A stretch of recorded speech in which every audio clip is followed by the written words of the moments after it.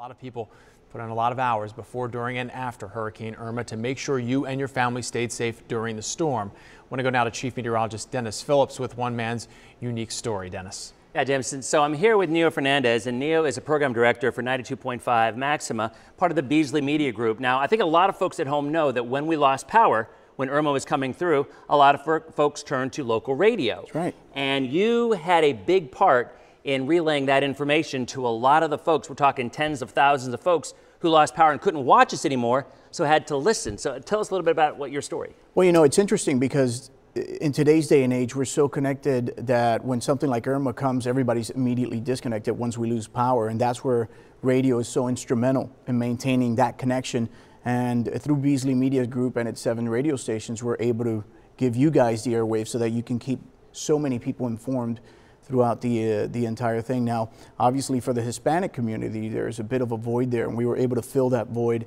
And I personally just went in the airwaves and started translating your reports for 19 hours straight, just to keep people informed. And it was a true pleasure to serve the community like that. And we're talking about the Hispanic community. You said 30% of Hillsborough County, you know, a big number. And we were just sitting here looking at Maria, the next storm. And by the way, you just noticed it actually before I did. Our weather computer updated. Now Maria is Category 5 with winds of 160 miles an hour. So those areas down around Dominica and Guadalupe and Puerto Rico, I mean, there's a big part of our population that has roots in those areas. Yeah, well, as a matter of fact, for Tampa Bay's Hispanic community, the largest portion of Hispanics are Puerto Rican, followed by Cubans and later Mexicans.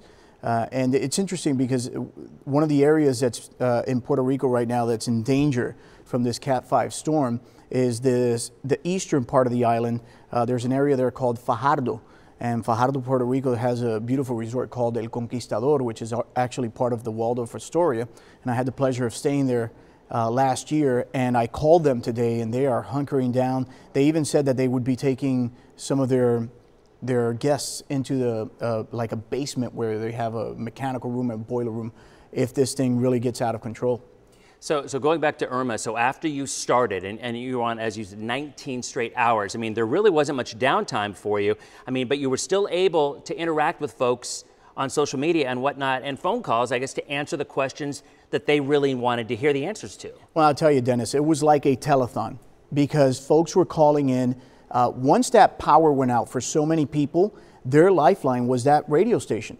And they called with all sorts of questions like, look, what's happening? We don't know what's going on. There was one, at one particular moment where someone called and they said, we're in the garage. We jumped into the car and I heard the kids crying in the back seat.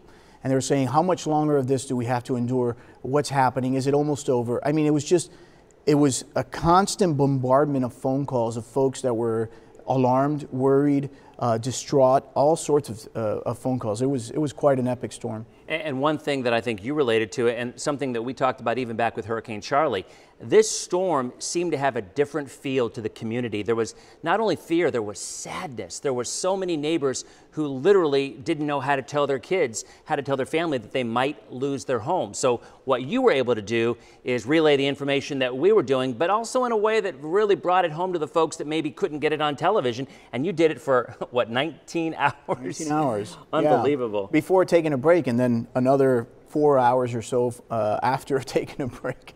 So it was quite a long. And it wasn't just during the storm, it was also after the storm as we were starting to pick up and see exactly what we were looking at. So again, thank you so very much. I cannot tell you how many thousands of people on Facebook and different social media outlets were saying that the radio was absolutely imperative for them to get the information that they needed when their power went out. So again, thank you so much for coming out and really can hope to continue working, but hopefully not under the same circumstances, right? Right, absolutely. And thank you guys. You did such a marvelous job covering this storm. Thank you so much, guys. All right, thank you, Dennis.